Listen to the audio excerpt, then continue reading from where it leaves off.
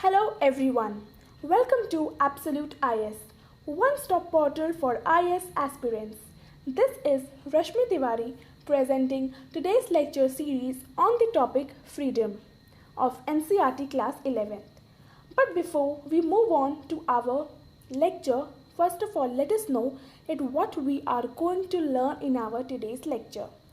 We will study about what is freedom, and secondly we will learn what is the meaning of constraints and why do we need constraints in our daily life and from where does it come from.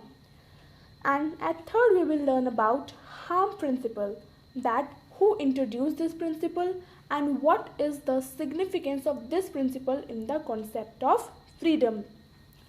And at fourth we will learn about negative and positive liberty, and at last we will come to know about freedom of expression. So let's move towards our first topic. But before we let to know about this word freedom, we must know that in this chapter we will read arguments from different thinkers on how much freedom should be given to individuals and what restrictions would be placed. But before we start more, we need to know that Nelson Mandela of South Africa spent 28 years in jail to fight for independence movement, and Aung San Suu Kyi of Myanmar is still under house imprisonment just for freedom. And if we talk about our India, you surely know that India fought for freedom of their country from foreign rule. Many countries have fought for their independence too. We also argue with our parents to give us freedom to live our own lives. So freedom is a very important principle for individual and for society as well. So from these all things we can just understand that simply speaking it is just absence of constraints. So what does it mean? We require freedom so that we can control our own destinies and live according to our own rules, and also to have the opportunity to express ourselves and pursue our choices and activities.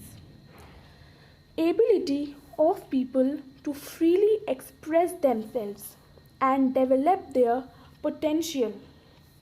A free society would be one which enables all its members to develop their potential with the minimum of social constraints. Let me tell you, social constraints are the type of constraints which are put so that nobody is hurt on the basis of their religion, caste, etc.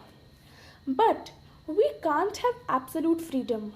There need to be restrictions on freedom so that everybody can enjoy their freedom. But how to know this? We must know that constraints. So let me tell you that constraint means a thing that limits or suppress, or simply we can say it is a strong pressure. So we must know that from where does these constraints come from. Restrictions on the freedom of individuals may come from domination and external contrary powers. Means if anyone stronger than you will dominate you, pressurize you, that is, such restrictions may be imposed by force or they may be imposed by a government. So we can also say that constraints come from law imposed by government, such as women are not allowed to drive in Iran, and also the apartheid system in South Africa where black and white were discriminated and harsher rules were imposed on blacks. So constraints on freedom can also result from social inequality of the kind implicit in the system, or which result from extreme economic inequality in a society. Other constraints means economic constraints, like economic inequality in the form of what? In the form of poverty, lower wages, etc. Social inequality is in the form of what? Social inequality comes in the form of untouchability, and caste discrimination and exploitation of women. And there is also cultural inequality in terms of discrimination on the basis of religion and cultural inequality in terms of basic of religion. To understand this more, we must know that we must know what is said about the freedom. So what Subhash Chandra Bose said about freedom. Bose said that there should be freedom of rich and poor, freedom for men and women, freedom for all classes and all individuals, freedom for individual and society. He said that freedom does not only mean independence of India from British rule, but equal distribution of wealth, abolition of caste, destruction of communalism, and religious intolerance. Now, knowing about, as we have known that what are the sources of constraints, we must know that what actually is the need of constraints. Because according to us, freedom means absence of constraints. But actually, do you know what? It is only one aspect of freedom. The other aspect of freedom is that it allows to have some constraints, because we need some constraints or else society would descend into chaos. Differences may exist between people regarding their ideas, opinions, they may have conflicting ambitions, they may compete to control scarce resources. There are numerous reasons why disagreements may develop in a society, which may express themselves throughout open conflict. Because freedom of speech does not include abusing one's family, including abusing one's family, religion, and culture. Otherwise, there will be violence and hatred in society. So, we need to realize that everybody is different and we need to respect difference of opinions, culture, ideas, and beliefs. Therefore, every society needs some mechanism to control violence and settle disputes. So it is very important to know that what types of constraints are justifiable or not. These constraints should be democratically decided by people, that which area should be constrained and which area should be left free from constraints.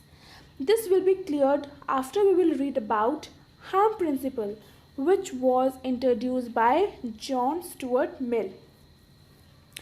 The principle is that the sole end for which the mankind are warranted individually or collectively interfering with the liberty of action of any of that number is self-protection, that the only purpose for which power can be rightfully exercised over any member of a civilized community against his will to prevent harm to others. Mill says that freedom can be restrained only for self-protection. That means if somebody's freedom harm the other person, then that person's freedom can be restricted. For example, if X person is harming the Y person, then X person's freedom can be restrained. Okay, so here he introduced two types of actions. One is self-regarding actions and other regarding actions. Which means, what do you mean by self-regarding actions? So self-regarding actions means actions that have consequences or results only for the individual actor and nobody else. Which means what I am doing, I am responsible for that, and that action's reaction is affecting me, not anyone else. So nobody has the right to interfere in those actions. And another is other regarding actions, which means those actions that also have consequences for others. which means if your action is harming me, then I have the right that I can interfere you and stop you, which means person can be restrained only in special circumstances. What does it mean? That the harm caused must be serious. Okay, so minor harm and should not only provoke social disapproval, it is not a fit case for legal punishment. For example, if there is minor harm, then there can only be social disapproval. We can't involve law here. So we can say by example that playing of loud music, as you can see the picture, it is depicting the example when someone is playing the loud music in an apartment building, then only social disapproval from other residents of the building should be there. They should not involve the police. They should indicate their disapproval of the inconvenience that playing loud music has caused them by perhaps refusing to greet the person who plays the music, disregarding the harm it is causing to others. People should be ready to tolerate different ways of, but such tolerance need not be extended views and actions which may put people in danger or foment hatred against them. But if it harms other people, but on the name of constraints, we can't ask for life imprisonment for those people. There should be reasonable constraints as well. For example, hate campaigns cause serious harm to the freedom of others, and actions that cause seriously are actions on which constraints can be imposed. So we can't hang them to death.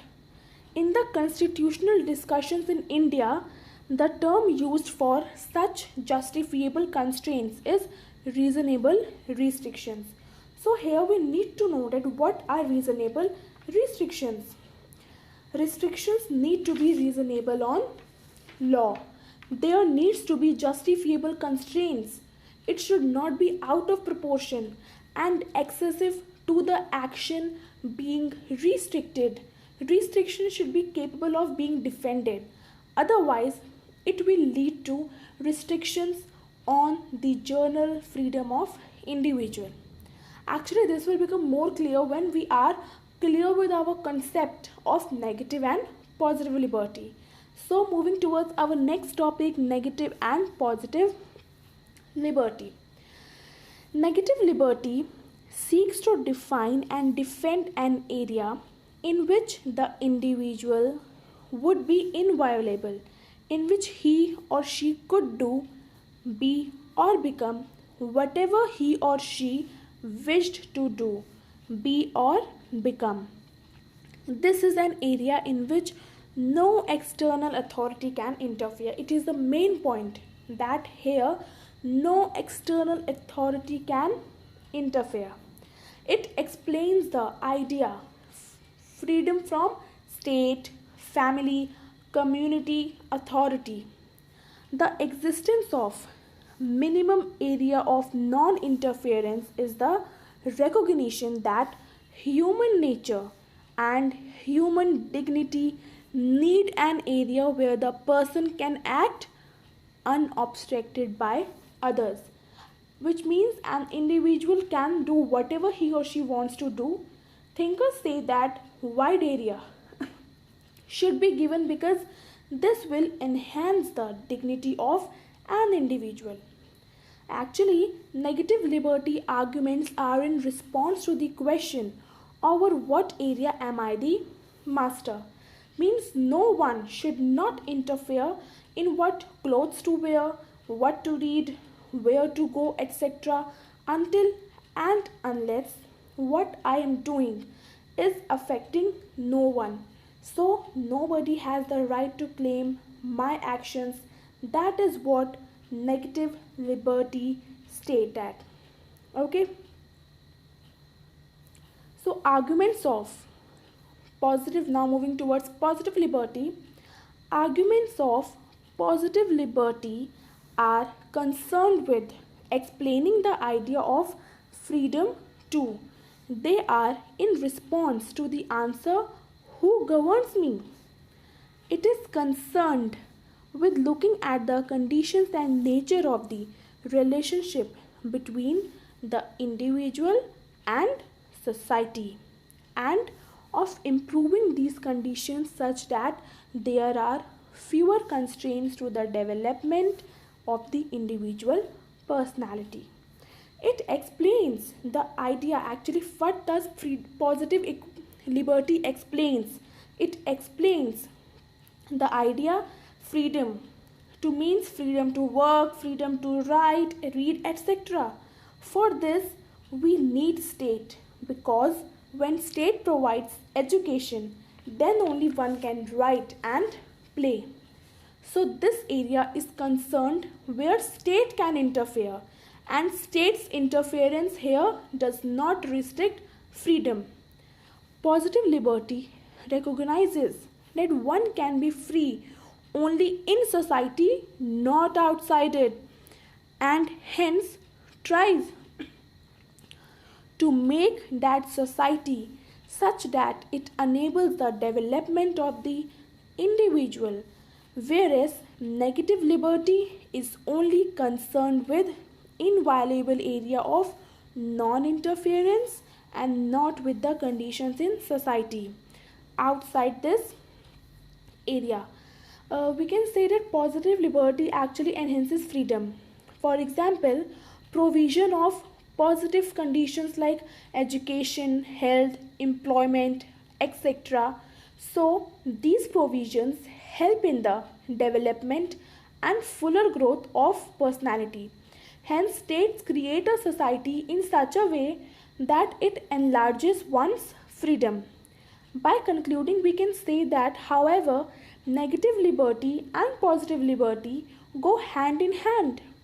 We require negative liberty so that we can expand our freedom and develop our mental and physical facilities, and positive liberty is necessary so that we can expand our freedom by getting benefited by education, health facilities, and employment provided by the state.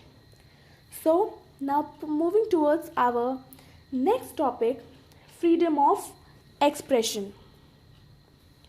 Freedom of expression is a fundamental value, and for that society must be willing to bear some inconvenience to protect it from people who want to restrict it. This is one area where there should be minimum interference for free exchange of knowledge and free flows of idea. But at various times there have been demands to ban books, plays, films, or academic articles in research journals. Actually, banning is an easy solution for the short term since it meets the immediate demand, but it is very harmful for the long term prospects of freedom in a society, because once one begins to ban, then one develops a habit of banning. What could be the best example here? None other than hot topic of news Padmavati movie, as Rajput are doing hatred campaigns and also threat to kill Deepika and Bhansali. So do you think it is justified? Because actually according to me, for such, you can say, for such scenarios, censorship has been there. So what is censorship for? Censor boards have knowledge, but still controversies doesn't end here. So it was just the example, so I'm not going so much deeper. We need to understand that constraints of different kind exist and we are subject to them in different situations. While reflecting on such situations, we need to realize that when constraints are backed by organized social, religious, or cultural authority or by the might of the state, they restrict. And according to Mill, society that completely suppresses the idea is not acceptable today, and it runs the danger of losing very valuable knowledge. As I gave you the example about the Padmavati movie, so whatever the reason would be behind the lots of controversies, but somehow we can say that the movie would be given us knowledge regarding the Rani Padmavati, about Alauddin Khilji and all. So by banning that film, we will avoid ourselves toward gaining the knowledge about some history. So our freedom in ways that are difficult to fight against. We have now come to realize that freedom embodies our capacity and our ability to make choices. And when we make choices, we have also to accept responsibility for our actions and their consequences. So, as we are on our last point of discussion, we have now come to know that there can be absolute freedom and total absence of constraints. There is need of some social constraints, which means, as I have told you earlier about these social constraints, that restrictions, it means restrictions to be imposed on individual, keeping in mind about the benefit of society. For example, I have mentioned this example earlier also, that freedom of speech and expression doesn't mean that you have the right to abuse anyone, to say about his religion, to say evil about him unnecessarily. So there is a need to look at which freedom society allows. So that's all for today's lecture. You can watch all our lectures on www.absoluteis.com, and please friends, do like, share and subscribe our channel Absolute IS, one stop portal for IS aspirants. Thank you.